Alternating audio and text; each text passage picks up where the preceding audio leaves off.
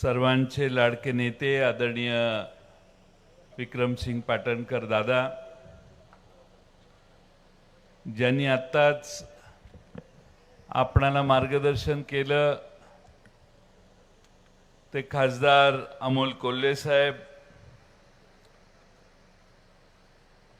माजी मंत्री या जिल्ह्याचे माजी पालकमंत्री आमदार बाळासाहेब पाटील, आपले सर्वांचे लाडके युवा नेते सत्यजित पाटणकर,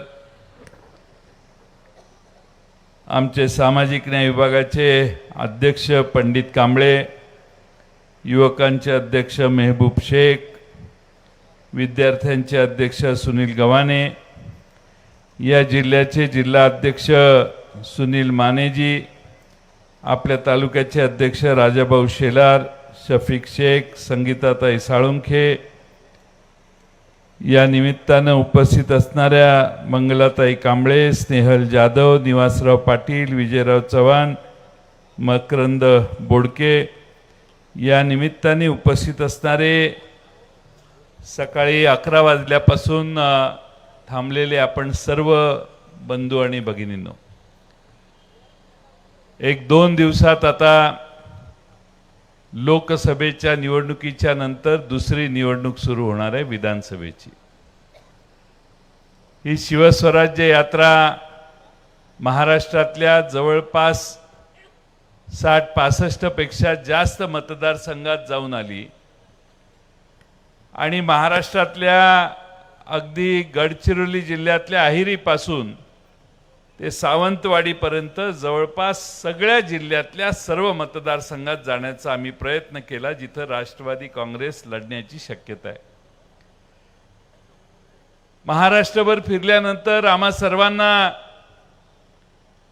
आज खात्री झाली की महाराष्ट्रातलं वातावरण लोकसभेच्या पेक्षा अधिक सुधारलेलं आहे। महाराष्ट्रातले सरकार आणि दिल्लीतलं सरकार जाणार नाही अशी शंका असणारी सगळी लोक आज हे सरकार घालवलं पाहिजे या संघर्षात आम्हा सर्वांची साथ द्यायला लागलेली आहे। लोकसभेच्या निवडणुकीच्या आधी वातावरण वेगळं होतं,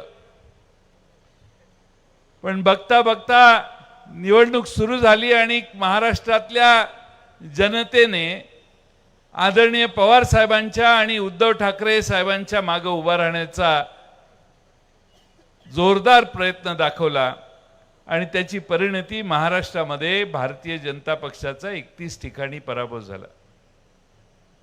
10 जागांच्या वर 8 जागी आपला विजय झाला, त्यातली 9वी जागा सातारची होती। तुम्ही जसं 2300 मतानं मताधिक्य दिलं, तशीच आपल्याला 2-3 हजार मतं या लोकसभेच्या मतदारसंघात कमी पडली आणि पिपाणी आणि तुतारी यातला फरक न करणाऱ्या आमच्या मतदारांनी 37,000 मतं ही पिपाणीच्या नावाने घातली आणि आमची सीट 35,000च्या दरम्यान पडली। म्हणजे 10 पैकी जवळपास 9 ठिकाणी लोकांनी शरद पवार साहेबांच्या बाजूने कौल दिला। महाराष्ट्रातली जनता पवार साहेबांच्या सारख्या 84 वर्षाच्या योद्ध्याच्या मागे आजही उभा राहते, कारण स्वाभिमान हा महाराष्ट्राच्या प्रत्येकाच्या रक्तात आहे। कणाकणात महाराष्ट्राच्या स्वाभिमानाची भाषा आहे आणि जो लढतो त्याच्या मागे उभा राहण्याची प्रवृत्ती मराठी माणसाची आहे। छत्रपती शिवाजी महाराजांनी मोगलांपासून विजापूरकरांपर्यंत अनेकांच्याशी युद्ध केले आणि हा राजा आपला लढतोय, आपलं राज्य निर्माण करत असताना रयतेचं राज्य या महाराष्ट्रात तयार होतंय, या भावनेनं सामान्य माणसं छत्रपती शिवाजी महाराजांच्या मागे उभी राहिली आणि या सगळ्या मोठ्या सत्ताधीशांना छत्रपती शिवाजी महाराजांनी बरेच हिसके दिले। महाराष्ट्रामध्ये गेल्या काही वर्षात, विशेषतः 1.5 वर्षात 2 पक्ष फोडून सत्तेत गेलेली लोक आपण प्रचंड विकास मतदारसंघात आणला अशा आविर्भावात काम करतात। मी थोडीशी माहिती घेतली। तर पाटणला काय वाढलं? तर बार वाढले. ह्यासाठी मंत्रिमंडळात पाठवलं होतं असं मला काय वाटत नाही. बार वाढवण्याचा कार्यक्रम, त्यापेक्षा महाराष्ट्रातल्या या पाटण सारख्या डोंगरी भागात दुसरं काही वाढलं नाही. आणि त्यामुळं ही वेगळी संस्कृती महाराष्ट्रात आणणारी ही लोक महाराष्ट्र विकायला काढायच्या कामात आता गुंतलेली आहेत. काल परवा महाराष्ट्र सरकारने रिझर्व्ह बँकेला एक पत्र दिलं की आम्हाला अजून 1.25 लाख कोटी रुपयाचं कर्ज द्या डिसेंबरपर्यंतचे दिवस काढायला. आठवड्याला 400,000 कोटीचा तक्ता करून त्यांनी पाठवलेला आहे. महाराष्ट्रातल्या अनेक कर्मचाऱ्यांचे पगार व्हायला बंद व्हायला लागले. आमच्या अंगणवाडीच्या आशा वर्कर्सच्या सेविकांचे मागण्या तर प्रलंबित आहेत, पण हाय तो पगार पण सरळ वेळेवर मिळेना झालाय. अशीच परिस्थिती राहिली तर जानेवारी फेब्रुवारी महिन्यात हे घरी गेल्यावर पगाराला पैसे ठेवतील की नाही अशी मानसिकता या सत्तेत आहे. जे काय आहे ते सगळं काढून देतील. मी एके ठिकाणी सांगितलं, चंद्र मागितला तर चंद्रही आणून देतील. तसं आज मुंबईत आज जाणारे टोल सगळे जे जे जे उधळता येईल तेवढं उधळायचं. माझा टोल काढायला विरोध नाही, पण अजून काही शिल्लक आहे का बघा. 4 दिवस वाढवा आचारसंहितेची मुदत आणि आणखीन शिल्लक आहे ते पण सगळ्या रेव्हेन्यूचे मार्ग, उत्पन्नाचे मार्ग बंद करा. कारण ह्यांना खात्री आहे की आपण परत येत नाही. यांची खात्री झालेली आहे की आपल्याला राज्यच करायचं नाही, जेवढं असेल तेवढं वाटा, जमेल तसं वाटा, कारण परत आपण काही येत नाही. आणि म्हणून या महाराष्ट्रात पहिल्यांदाच महाराष्ट्राच्या स्थापनेपासून आतापर्यंत असं सरकार झालं की दिसेल त्याच्यात यांनी भ्रष्टाचार केला. रस्त्यात भ्रष्टाचार, पुलात भ्रष्टाचार सगळ्यातच आहे. पण छत्रपती शिवाजी महाराजांच्या पुतळा उभा करताना देखील पैसे यांनी खाल्ले. वाऱ्याने पुतळा पडतो म्हणजे किती चांगला पुतळा यांनी केला असेल विचार कर. पण परिस्थिती काय, तर वारं ज्या बाजूने येत होतं त्याच बाजूला पुतळा पडला. खरंच काय नाहीच. सगळीकडे जायचं ते पुढ्या सोडायचं. हे दिलं ते दिलं, हे केलं, काय तुम्ही सांगितलं साहेब हे राहिलं तर तेही दिलं म्हणतात. आणि म्हणून बेजबाबदार लोक महाराष्ट्राच्या खुर्चीमध्ये गेले 1.5 वर्ष बसलेले आहेत. महाराष्ट्राचे अर्थमंत्री अजित पवार सारखे विरोध करतात अशा बातम्या येतात बाहेर. ते फक्त आपलं नाव लय खराब होऊ नये म्हणून कदाचित येत असतील अशी माझी शंका आहे. हे सगळे तिघही एकत्रितपणाने महाराष्ट्रात वेगवेगळ्या गोष्टी उधळत चाललेल्या आहेत. मागणी नाही केली असे 10-10, 15-15, 20-20 हजार कोटीचे रस्ते करायला लागले. विरार पासून अलिबाग पर्यंतचा रस्ता 96 किलोमीटरचा, कुणी केव्हा अर्ज केलेला नाही यांच्याकडं. त्या रस्त्याला 20,000 कोटीचं टेंडर आता 26,000 कोटीला दिलं. जालन्यापासून नांदेडकडे जाणारा रस्ता 10-11 हजार कोटीचं टेंडर 15,000 कोटीला दिलं. हे निवडणुकीत जो पाऊस पाडतात ना पैशाचा, त्याचं मूळ अशा पद्धतीनं भ्रष्टाचार करून पैसे काढण्यात आहे. हे मित्रांनो तुम्ही लक्षात घ्या. त्यामुळं निवडणुकीत जो खर्च होणार आहे तो त्यांच्या खिशातला नाही, आपल्याच खिसा मारलाय आणि आपल्यालाच परत द्यायला लागल्यात. हे कधी विसरू नका. महाराष्ट्रभर लोकसभेमध्ये कधी पैसे वाटपाचं काम झालेलं नव्हतं, पण बाळासाहेब यावेळी महाराष्ट्रभर पैसे वाटपाचा मोठा कार्यक्रम झाला की नाही सुनील माने? अशी पद्धत नव्हती महाराष्ट्रात. महाराष्ट्र विकत घेण्याचं काम काही लोक मनसुबे रचायला लागलेत. जसं लोकसभेत केलं तसंच विधानसभेत करू, 2-4 अपक्ष उभे करू, त्यांची मतं फोडू, आणखीन उरलेली शिल्लक असतील ती खरेदी करू, अशी मानसिकता ठेवून आजचं सरकार काम करतंय. शेतकऱ्यांच्या पीक विमाची नुकसान भरपाई आपल्या भागात मिळालेली नाही, आरोग्याच्या व्यवस्था सुधारलेल्या नाहीत, रस्त्याच्या व्यवस्था आपल्या मतदारसंघात काही फार चांगल्या आहेत अशा दिसत नाही. पण हे सगळं करताना तुमच्या माझ्या डोक्यावर जीएसटी यांनी बसवलं. मी मगासपासून स्टेजवर आल्यावर दादांना मी विचारलं नाही, पण अलीकडे लय लोक दाढी ठेवायला लागले. त्याचं कारण का, तर दाढी करायचं शेविंग क्रीम असतं ना, त्याला 28% कर आहे. 28% खोरं असतं का नाही, खोरं त्याला पण 28% कर कर कर आहे. सगळ्या गोष्टी महाग आहेत. तुम्ही डिटर्जंट वापरा, लिक्विड सोप वापरा, हॉस्टेलला पोरं आपले इलेक्ट्रिक हॉट प्लेट वापरतात, त्यालाही 28% कर. घर बांधायला गेला तर paint varnish, putty, plyboard, marble, granite, plaster, steel pipe, tile, ceramic product, bathroom मध्ये सगळे फिटिंग जी असतात सगळ्यावर 28%. Truck, car, bus, tube, tyre, cement, molasses, petroleum उत्पादन, 18 cc पेक्षा जास्त क्षमतेच्या सेमी ट्रेलरसाठी ट्रॅक्टरवर, टीव्ही, फ्रीज सगळ्यावर 28%. 18% साबणावर आहे, टूथपेस्टवर आहे. 5% पासून 28% पर्यंत कर लावून तुमच्या माझ्या खिशातले पैसे घेऊन जातात. जर पाटणमध्ये राहणाऱ्या एखाद्या कुटुंबात 50,000 रुपये महिन्याला खर्च येत असेल तर त्यातले सरासरी 18%ने तुमच्या खिशातले 9 ते 10,000 रुपये आपण सरकारला देतो. त्या दर महिन्याला 9 ते 10,000 रुपये तुम्ही भरता. त्यावेळी तुम्हाला आता फार राजा उदार झाला म्हणून 1500 रुपये तुम्हाला मिळायला लागले. काढले किती, वर्षाला 10,000 ने 1,20,000 रुपये, आणि माग किती आले तर 10-15,000 रुपये. तुमचंच घ्यायचं आणि तुम्हालाच द्यायचं, ह्याच्यात लय कौतुक आणि डेल डोकं लावायची गरज नाही.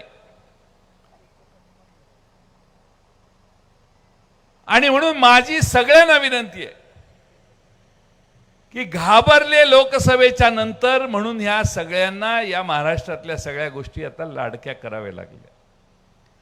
पण त्यांची लाडकी खुर्ची आहे, तुम्ही कुणी लाडके नाही. उगाच गैरसमज करून घेऊ नका की मुख्यमंत्र्याला तुम्ही सगळ्या लाडक्या वाटताय. त्या बिचाऱ्या मुख्यमंत्र्यांना फक्त 1 महिनाच आता काढायचा. काय 1500 रुपये वाटा, ह्याच्यापेक्षा पलीकडं. पण मी आपणाला ह्यांनी न विचार करता ह्या योजना आणलेल्या आहेत. पण मी तुम्हाला महाविकास आघाडीच्या वतीनं आश्वासित करेन की आमचं सरकार येणार आहे, ही काळ्या दगडावरची रेग आहे. आपलं ज्यावेळी सरकार येईल त्यावेळी आमच्या महाराष्ट्रातल्या लाडक्या भगिनींना जी योजना दिलेली आहे ती अधिक बळकट करू, अधिक उत्तम करू, अधिक चांगल्या पद्धतीनं दिवस देऊ. पण आमच्या आया बहिणींच्या सुरक्षिततेसाठी कायद्यात अशा दुरुस्त्या करू की तुमच्या केसालाही धक्का लावायची ताकद महाराष्ट्रातल्या कुठल्याही नराधमाला होणार नाही. आज महिलांच्यावर बलात्कार, बालकांच्यावर वेगळे अत्याचार होत आहेत. या सरकारचं नियंत्रणच कशावर राहिलं नाही. मंत्र्यांच्या गाडीच्या मागे आणि पुढे पळण्याशिवाय पोलिसांना तर काही कामं राहिली नाही. मंत्री यायच्या आधी 4 तास हे रस्त्याने उभे असतात बिचारे. आता सगळ्या पोलिसांना खासगीत विचारलं जानेवारीला पगार बंद झाला तर काय कराल, तर ज्या मंत्र्याच्या मागे पुढे फिरतात त्यांना लाखोली वाहतील. ते ह्यांच्यामुळे बोंब झाली हे सगळ्यांना कळतं. पण आज कायदा व सुव्यवस्था पूर्णपणाने महाराष्ट्रातली संपली आहे. बदलापूरला जी घटना झाली त्यावरून तुम्हाला कळलं. मध्ये बापदेव घाटात एका मुलीवर बलात्कार झाला, अजून आरोपी सापडले नाही. त्यांना प्रचंड मोठ्या प्रमाणामध्ये महाराष्ट्रामध्ये खून मारामाऱ्या ह्याचं सत्र महाराष्ट्रात सुरू झालेलं आहे. एक गायकवाड म्हणून आमदार आहेत, पोलीस स्टेशन मध्ये जाऊन गोळीबार केला बहादरानं, सत्तारूढ पक्षाचा आमदार. आता नाईलाजानं त्याला तुरुंगात ठेवलं. अशा अनेक घटना घडलेल्या आहेत महाराष्ट्रात मागच्या वर्षभरामध्ये की गुंड राज्यावर बसलेत का काय, एवढ्या आत्मविश्वासाने गुंडच गुन्हेगारी करायला लागलेत असं आज आम्हा सगळ्यांना वाटायला लागले. महाराष्ट्रामध्ये आजपर्यंत कधी नव्हतं, पण परवा अशी घटना घडली की Y+ सुरक्षितता असणारा माजी मंत्री, राज्याचा पूर्वीचा काँग्रेस पक्षाचा मंत्री, आता अजित पवारांच्या पक्षात गेलेला आहे, त्याला त्याच्या ऑफिसच्या दारात गोळ्या घालून 3 जणांनी मारला. Y+ सुरक्षा आहे. त्या Y+ सुरक्षाच्या माणसाने काढून 1-2 गोळ्या तरी झाडायला पाहिजे होत्या. त्याला कळलंच नाही की आपला साहेब कधी खाली पडला. ही असली पोलिसांची यंत्रणा, Y+ सुरक्षा आहे. कुणाला स्टेजवर आहे का तुम्हाला, कुणाला Y+ सुरक्षा असेल तर काय त्याचा उपयोग नाही. आता Y+ वाले Z+ द्या म्हणून मागणी करायचे अर्ज वाढतील, कारण अशी घटना झाली, दुर्दैवी घटना, वाईट घटना. आम्ही त्याचा निषेध करतो. पण ह्या सरकारला आपल्या सत्तेत असणाऱ्या बरोबरच्या लोकांचं देखील संरक्षण यांना करता येत नाही. एवढी कमकुवत राज्याची गृह खातं आजपर्यंत कधी झालेलं नव्हतं. नागपूरला पोलीस स्टेशनमध्ये टेबलवर बसून पोलीस जुगार खेळताना, पत्ते खेळताना रेकॉर्डिंग शूटिंग केलेलं आहे काही लोकांनी, महाराष्ट्रात मधल्या काळात व्हायरल झालं. आपल्या सर्वांना माझी विनंती आहे की हे सरकार बदलण्याशिवाय तुम्हा आम्हा सर्वांच्या समोर दुसरा पर्याय नाही. हे बदलायचं असेल तर पाटण विधानसभा मतदारसंघात सत्यजित पाटणकरांना विजयी करण्याचं काम तुम्ही उद्याच्या निवडणुकीत केलं पाहिजे. मला पाटण विधानसभा मतदारसंघातून आमच्या शशिकांत शिंदेंना तुम्ही 2300 मतं जास्त दिली, याच्याबद्दल तुमचं पहिल्यांदा अभिनंदन करायचं. 3000 तर राजा भाऊ, आता 3000चे 30,000 कसे करायचे, ही जबाबदारी आता तुम्ही सगळ्यांनी अंगावर घेतली पाहिजे. प्रयत्न केला तर नक्की होईल. या भागातला शिवसैनिक गद्दारांना शिक्षा देण्यासाठी तुमच्यापेक्षा जास्त जोराने पडेल. आणि त्यामुळं प्रायश्चित्तही नक्की ठरलेलं आहे. फक्त वाडी वस्तीवर जाऊन आपण सत्यजित पाटणकरांना ताकद देण्याचं काम सगळ्यांनी करा. तुम्ही मनात आणलं तर हे शक्य आहे. एका बाजूने सगळ्या सत्ता दारात असताना विक्रमसिंग पाटणकर दादा कसे वागले याचा आदर्श आपण सगळ्यांनी अनेक वर्ष बघितलेला आहे. आणि दुसऱ्या बाजूला आपलं हे उदाहरण आहे. आणि त्यामुळं मंत्रिपदाची झूल अंगावर असल्यावर पाहिजे ते करायचं लायसन्स कधी लोक देत नाही. पण जर पाहिजे त्या गोष्टी करायला माणूस लागला तर माणसं झूल उतरवल्याशिवाय राहत नाहीत. ही तुमची माझी संस्कृती आहे. आणि म्हणून आज अमोल कोल्हे साहेबांच्या मार्गदर्शनात देखील तुमच्या सगळ्यांच्या लक्षात आलं असेल की महाराष्ट्रामध्ये हे सरकार जाण्याची परिस्थिती आता निर्माण व्हायला लागली आहे. तुम्ही सगळ्यांनी प्रयत्न केले तर शेतकऱ्यांच्या शेतीमालाला ठाम अशी चांगली आधारभूत किंमत देण्याचं काम आमचं महाविकास आघाडीचं सरकार करेल. विजेच्या संदर्भात अधिक तुमची काळजी घेण्यासाठी काही गोष्टी आम्ही करणार आहोत. तुमच्या जीवनात या महागाईनं कळस केलेला आहे, ते जगण्यासाठी तुमची महागाई कमी करण्यासाठी देखील आमचे महाविकास आघाडी विशेष प्रयत्न करणार आहे. जाहीरनामा जाहीर झालेला नाही त्यामुळे त्याच्यावर जास्त बोलत नाही. माझी आपणा सगळ्यांना विनंती आहे की शिवसेना उद्धव ठाकरे, काँग्रेस आणि राष्ट्रवादी काँग्रेस शरद पवार साहेब यांच्या एकत्रित निश्चितपणाने या मतदारसंघात कोणत्याही परिस्थितीत आपल्या सत्यजित पाटणकरांना विजयी करण्याचं काम तुम्ही सगळ्यांनी करा। आपल्या सर्वांना माझी विनंती, आता 4 वाजता सभा आहे फलटणला। फलटणकर देखील ही तुतारी वाजवण्याच्या आपल्या कार्यक्रमात सहभागी होणार आहेत, इतक्यात वाजू नका। महाराष्ट्रामध्ये सगळ्यांना आज तुतारी हातात घ्यावीची इच्छा झालेली आहे, कारण तुतारी घेतली की आपला विजय होतो अशी सामान्य माणसात आता अटकळ आहे। मधल्या काळात एक नेते भाजपचे होते, ते मला भेटले, म्हटले जयंतराव मी सगळीकडे फिरून आलो, आमच्या मतदारसंघात काय तुमचे फुटून आलेले आमच्याकडचेच उभे राहणार आहेत, आम्हाला काही चान्स नाही। माणसं म्हणतात साहेब तुतारी हातात घ्या, तुतारी हातात घेतलं की आपण जिंकतो।